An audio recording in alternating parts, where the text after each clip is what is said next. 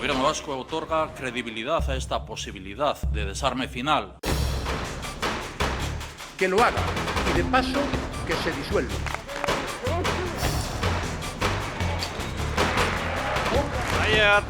The FBI is investigating.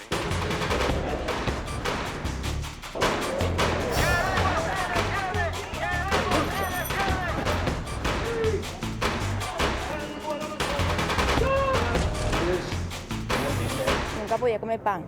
Hoy compré estos pancitos, gracias a Dios. Bienvenidos a la edición internacional de Noticiero de la Televisión Pública. Como todos los sábados vamos a estar hasta las 14 compartiendo con ustedes qué cosas pasaron en el mundo, desde Buenos Aires y para todo el país, en una semana en la que efectivamente pasaron muchas cosas. Hoy se cumplen 60 años de la firma del Tratado de Roma. Es el tratado que da inicio a la Comunidad Económica Europea, hoy Unión Europea. Están en este momento reunidos en Roma los principales líderes de la Unión Europea para firmar una declaración reafirmando los principios de la Unidad Europea. En un ratito vamos a estar hablando de este bloque, de este conjunto de países que funcionó como un faro para los procesos de integración en el mundo durante mucho tiempo y que hoy, además de ser un faro, tambalea y por momentos hasta cruje. Y Venezuela se encuentra en una prolongada crisis. Ahora la escasez de pan, de medicamentos y también de combustibles, los que ponen al gobierno de Nicolás Maduro nuevamente en uno de sus peores momentos. Aquí en el Noticiero Internacional se lo contamos después de la pausa. Y la habitual estabilidad política de Japón se vio alterada por un escándalo de tráfico de influencias que afecta al primer ministro Shinzo Abe y a su esposa. Vamos a ver de qué se trata esto y qué grado de peligro para la estabilidad del gobierno de Japón puede traer esto, justamente cuando parecía que Japón dejaba atrás el estancamiento y empezaba a una recuperación económica lenta, pero por lo menos constante. Esto lo vamos a ver en un informe en este mismo programa. La organización separatista vasca ETA se dispone a entregar las armas. Será el 8 de abril, un paso definitivo hacia la paz, después de casi 60 años de violencia. Y el terror otra vez golpeó a las puertas de Europa. Lo vimos todos estuvimos en la tarde del miércoles viendo qué era lo que estaba ocurriendo. No había claridad en relación a lo que ocurría en el corazón de Londres, en este caso, en el puente de Westminster, que ahí estamos viendo, a las puertas del Parlamento británico. La primera ministra Theresa May estaba en ese momento en el Parlamento, se temía por su vida, se la llevaron en ese instante. Los muertos terminaron siendo 5 si contamos también al atacante. Algo que sorprendió terminó siendo el origen del atacante, que en realidad tiene que ver con que se trató de un atacante británico, de origen británico, sin raíces, por lo menos conocidas, de tipo musulmán, si bien él mismo se había radicalizado a partir de un viaje que había hecho a Arabia Saudita. ¿Sí, Jorge? Es un individuo nacido en el Reino Unido cuya radicalización era conocida por el MI5, es decir, aquellos que investigan crímenes dentro del Reino Unido, pero evidentemente era imposible seguirlo porque en los últimos tiempos no había cometido ningún delito, era una persona aparentemente normal, tenía un prontuario por delitos comunes. Algo de violencia, digamos, pero que no estaba vinculada en este caso a este tipo de violencia, sino como a hechos más bien de violencia cotidiana, digamos. Nada podía prever o nada podía dar sospechas sobre la posibilidad de que este hombre cometiera el crimen que cometió y menos aún con esa figuración pública en Londres ya sacudida por atentados, estamos hablando de 2005, y por amenazas de atentados durante todo. En este caso, comentemos, precisemos que él lo que hizo fue, una vez más, echó mano del recurso del auto, digamos, de una combi con la que atropelló a la gente ahí en el puente. Cuando se bajó estaba con 2 cuchillos, apuñaló a uno de los policías que custodiaba el Parlamento, ese policía murió, él también murió luego en el hospital por las heridas que le infligió la policía, ¿no? 40 personas fueron las afectadas finalmente, resultaron heridas todas ellas, de ellas 28 continúan hospitalizadas en este momento y Londres evidentemente sigue vallado frente a la posibilidad de esta espiral de violencia que se trasladó el mismo día a Amberes, el mismo día en el que se cumplía un año justamente de los atentados en Bélgica. Si les parece, vemos la palabra de algunos de los protagonistas de este episodio y después analizamos el hecho. Walking across the bridge, I just passed a group of there was I think sort of Chinese tourists doing sort of selfies with Big Ben, and I like just talking about what we had planned for the next 2 days in London, and then I heard a big sort of crunch. It sounded like a car crash, but then almost that crunch of a wheel on a curb. Then I saw the vehicle mount the curb, and it was coming out so quickly. I saw some people be hit in front of me. James, who I was with, he sort of shouted, "Get out of the way!" I think, it happened so quickly. Then I jumped to the left into the road. I think one of the guys that had been hit, unfortunately, came past me. And then looked around me in shock because I could, see bodies and people, and it was all, real shock. Well, I was in a taxi driving over the Westminster Bridge from the Westminster side to the south side, so the car must have passed us, but I didn't see him. I was doing my email, my smartphone, and talking to my fellow passenger, but we heard what sounded like metal on metal, and we assumed it was a collision. But then we looked outside, and I saw one person down, then another. I whipped up my phone out of an old journalistic habit, and I saw 5 people in all down on the tarmac and on the pavement, and then I understood that it must have been deliberate. Yesterday, an act of terrorism tried to silence our democracy. But today we meet as normal, as generations have done before us and as future generations will continue to do, to deliver a simple message: we are not afraid. A terrorist came to the place where people of all nationalities and cultures gather to celebrate what it means to be free. And he took out his rage indiscriminately against innocent men, women, and children. Mr. Speaker, this was an attack on free people everywhere. And on behalf of the British people, I would like to thank our friends and allies around the world who have made it clear that they stand with us at this time. What happened today was dreadful. Wholly innocent civilians, some of whom were young French tourists visiting London, maybe for the first time, lost their lives on Westminster Bridge, and then others were injured when the car mowed again onto the pavement further down the road, and then the culprit ran into Parliament. Now clearly there is obviously an issue about that security. Clearly there will be the deepest possible inquiry into that, but it's everybody that must be kept safe. Everybody, whether they're in Parliament or outside Parliament, and this was an attack on people going about their normal day-to-day business. They were office workers, they were people going home from work, they were tourists visiting London, people going about their normal business, including a group of police officers who were returning from a commemoration parade. I will not comment on this stage at the identity of the attacker, but our working assumption is that he was inspired by international terrorism. I should also say at this stage that we believe now approximately 40 people have been injured, including several with serious injuries, including 3 police officers, 2 of whom are in serious condition. Our investigation continues and is moving at a very fast pace this evening. We will be working throughout the night. We have hundreds of officers on this investigation, and they're focusing on the suspect's motivation, preparation, and his associates. Just feel sad, really. I think we all knew it was going to happen at some point. It's just you don't prepare for it, do you? And just feel sad for those that lost their life and those that are injured. It's horrific. Like, obviously speaking to my colleagues at work, just seeing if they're all right. You feel helpless because I'm all the way in Stratford. You can't come to work and help. Just sad, really. And it just makes me more determined that these awful people aren't going to get away with it. Why should we stop living our lives the way we do for these nutters?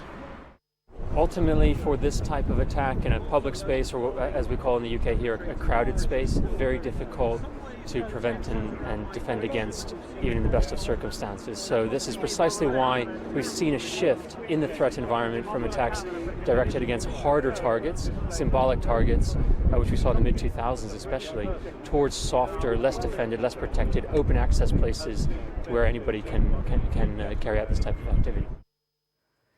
Veíamos a la primera ministra Theresa May tratando de llevar tranquilidad al pueblo al pueblo británico. Veíamos diciendo no tenemos miedo, está bien, es lo que tiene que decir. Al mismo tiempo vimos también las imágenes de cómo se la llevaron del Parlamento, porque recordemos, Theresa May estaba en el Parlamento cuando este hombre cometía el atentado. Y Natalia, ¿tenías algo para comentar al Sí, respecto? exactamente. Muy impactante ver la filtración en los medios de cómo es un operativo para evacuar a un líder, un primer ministro. Jefe de gobierno. Exactamente, en este caso, porque pone también en dudas los límites, ¿no?, de lo que ya es público y lo que sigue siendo secreto.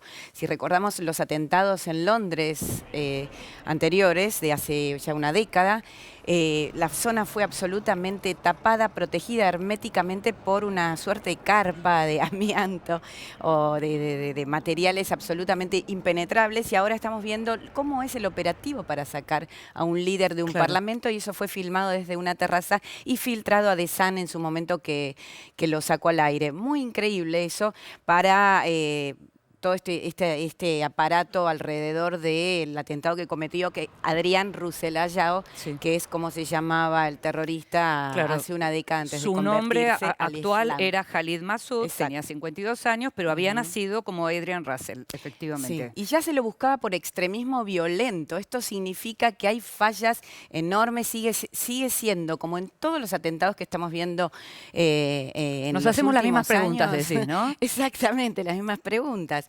Y en este caso también cabe preguntarse si es un lobo solitario que aprovecha el Estado Islámico para incorporarlo post suceso, o si verdaderamente estamos en un fenómeno de que se están reclutando individuos de otra manera a las que conocimos antes. Son las mismas preguntas, efectivamente, porque la cuestión de si Estado Islámico lo envía o se sube al, entre comillas, éxito del atentado, es la misma pregunta que nos hacemos. Si se sube, evidentemente es bastante barato. Es decir, que de repente un individuo como el individuo que apareció también en Bélgica el mismo día, y resulta que era alcohólico. Entonces, si es alcohólico no es musulmán. Este es un tema. Pero acá hay un eje. El eje tiene que ver más que todo con el cambio de época. Cuando se cometieron los atentados del 7 de julio de 2005 en Londres, y también los de Atocha en esos tiempos, estaban Al Qaeda, por un lado, estábamos hablando de Afganistán, del régimen talibán y de Pakistán. Hoy, después de 2014, del nacimiento del Estado Islámico, el autodenominado Estado Islámico, Daesh o ISIS, como se lo quiera llamar, estamos hablando de Bélgica, estamos hablando de Francia y estamos hablando también de lobos solitarios que operan, en este caso, sin ese paraguas que tenían los de Al Qaeda cuando cometían los atentados. Es decir, se podía verificar si efectivamente provenía de Al Qaeda, era una orden de Al Qaeda o no. Hoy ya no es así, porque es todo mucho más difuso y porque el ISIS, Estado Islámico, Daesh, como se lo quiera llamar, evidentemente maneja de este modo lo que es la propaganda. Esa propaganda por la cual en un lugar como Londres, que es Londistán, por la cantidad de pakistaníes que viven allí, evidentemente, bueno, un atentado, así no tenga gran magnitud, porque el anterior en Londres tampoco tuvo gran magnitud respecto del de Atocha, por ejemplo, en España, bueno, eso tiene mucho, mucho más impacto que de repente un atentado en Bélgica o en Francia. Bueno, lo que pasa, a ver, José, cuando decimos Londres, decimos el centro de Europa, independientemente de la cuestión geográfica, quiero decir, es uno de los puntos de mayor atracción, y era esto en el corazón de Londres, y por eso es que nos encontramos con tanta gente de diferentes nacionalidades. Lo que de alguna manera determina que el atentado termine afectando no solo a los británicos en este caso. Ahora, recién mencionábamos que venimos haciéndonos las mismas preguntas, pero empezamos a tener algunas certezas también, Sí, yo ¿no? creo que una de las novedades de cómo se va transformando, va mutando el terrorismo en los últimos años, es que los atentados son cada vez más nacionales y cada vez menos importados. Quiero decir, uno estaba acostumbrado al formato 11 de septiembre, en el cual un grupo de terroristas que manejaban el know-how del terrorismo, que habían sido entrenados, en este caso la mayoría eran sauditas, viajaron a Estados Unidos, se instalaron, tomaron clase de aviación, secuestraron el avión y lo estrellaron. Bueno, ese es un formato en el cual está retrocediendo, y lo que estamos viendo, como se vio muy claramente el atentado en la Costa Azul, en Cannes, es gente que en muchos casos nacida en los mismos países en los cuales produce el atentado, como en este caso en Inglaterra, o en aquel caso, bueno, no era nacido en Francia, pero vivía desde muy chiquito en Francia.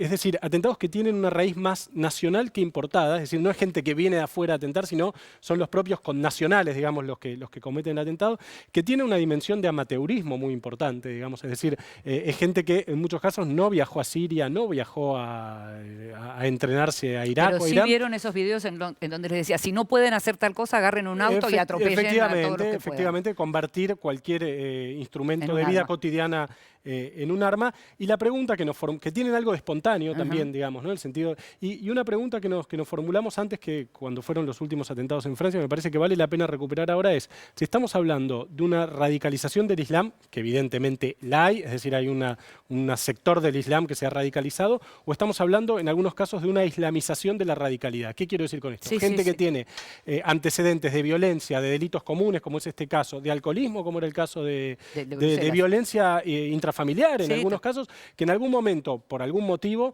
adopta la fe islámica de manera más o menos convencida, porque no se puede ser un islámico convencido al mismo tiempo ser alcohólico, y eso después lo lleva a cometer un atentado. ¿No? Me parece que son dos dimensiones que se están cruzando y que en parte explican lo que estamos viendo. Sí, convengamos que también nos ocupamos mucho de ver los orígenes de los atacantes, de los asesinos en este caso, y uno no deja de pensar que detrás de los que murieron, de las víctimas, de los civiles que murieron y de los que están por morir, que pueden morir todavía, porque hay algunos que siguen graves, y de aquellos que seguramente quedaron marcados para toda su vida, también hay muchas historias. Y hay 12 nacionalidades. Y 12 nacionalidades. Venimos como muy concentrados porque tenemos que tratar de entender la razón que lleva a un sujeto a semejante crimen, pero muchas veces dejamos de lado lo que son las vidas que se fueron. Recordemos los atentados en París, cerca del Estadio Nacional y demás, donde estaba François Hollande, era argelino el policía. El primer frente que cae en manos de los terroristas eran argelinos. ¿Puedo decir los atentados de noviembre, los de Bataclan? Exactamente.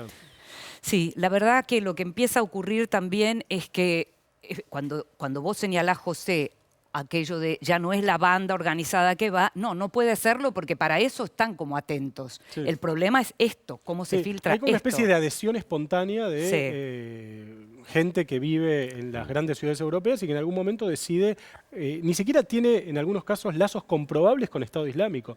En muchos casos los lazos son simplemente conexiones a través de redes sociales y demás. Gente que en muchos casos ni siquiera tuvo contacto físico con alguien de Estado Pero en Islámico. algún lado hay una traza. Por ejemplo, allá fue hace una década Arabia Saudita y fue profesor ahí. Hay una conversión al Islam después de ese viaje. Es un muchacho, bueno, 52 años no es un muchacho, pero nace en Kent, es absolutamente un nacional, como vos decís, pero hay un punto en donde se pierde. ¿Qué le pasa? Que vuelve y es otro. Claro, pero la pregunta, Natalia, en este Cambia caso, de identidad. que es algo que los europeos, y sobre todo en países, en este caso como el Reino Unido, en Francia, esto se ve mucho, ¿cómo se hace para que las fuerzas de seguridad y los servicios de inteligencia no vulneren los más básicos derechos civiles, investigando qué pasa con cada una de estas personas? Están sus propias comunidades también, las mezquitas, los centros de estudio del Corán, las escuelas que son de la comunidad, están en un enorme déficit por la falta o sea, no se detectan estas figuras. Y vas a decir algo. Perdón. Londres es la ciudad del Gran Hermano, es decir, la ciudad de George Orwell. Es la ciudad que más cámaras por persona tiene en el mundo. A su vez, los musulmanes han sido alentados, el año pasado sobre todo, a denunciar si ven algo sospechoso dentro de su comunidad. Y ha habido más que denuncias, varios indicios de la posibilidad. Ahora, yo me pongo a pensar en esto. ¿Se puede perseguir a cada sospechoso? Por eso. Perdón, recordemos que hay un alcalde musulmán en Londres. También. ¿no? Cuando fueron los atentados, los de Bataclan, si no me equivoco, hubo mucha crítica acerca de la inoperancia o los déficits de la inteligencia francesa en prevenir los atentados. Me acuerdo que en algún momento se hicieron las cuentas de cuántos sospechosos había viviendo en Francia con posibilidades de cometer un atentado, y cuántos, que eran, no me acuerdo, pero eran unos cuantos, y cuántos policías se necesitaban para seguirlos todo el tiempo, y era técnicamente imposible. Bueno, o sea, tenías que duplicar la cantidad de fuerzas, la dotación de la fuerza de seguridad para poder llevar adelante esa tarea. Y también viola las libertades individuales. Por eso, a eso voy. ¿Cómo se organiza un sistema que pueda prevenir sin vulnerar los más básicos derechos civiles? Esa es la gran pregunta que se están haciendo en este momento. Y el rol, lo que decía Natalia está bien, el rol de las comunidades islámicas en lo que, por lo menos en Francia se habla mucho de la desradicalización, es central. Sin las comunidades islámicas no se puede hacer. Sobre todo porque además son los primeros afectados, ¿no? Sí. Claro. Es decir, Totalmente. son los islámicos los primeros afectados cada vez que hay un evento de esta magnitud. Bueno, la sorpresa entonces, decíamos, fue que el nombre del señor Khalid Massoud no era tal, sino que se llamaba Adrian Russell, que tenía una hija chiquitita, que estaba casado con una mujer joven. Parece que tenía 3 hijos, pero había una nena muy chiquitita, que sus vecinos lo veían como un hombre común. Seguimos con esto de un hombre común, con algunos hechos de violencia en registro, pero seguimos todavía ignorando... Sí, de violencia delictual, Inde. Sí, de violencia exactamente, delictiva, exactamente. Digamos. Sí, Robo, tal cual. esas cosas. Sí, bueno, también lo que dice Natalia es cierto, había estado como profesor en Arabia Saudita, había hecho un viaje en un y momento, se había convertido al Islam.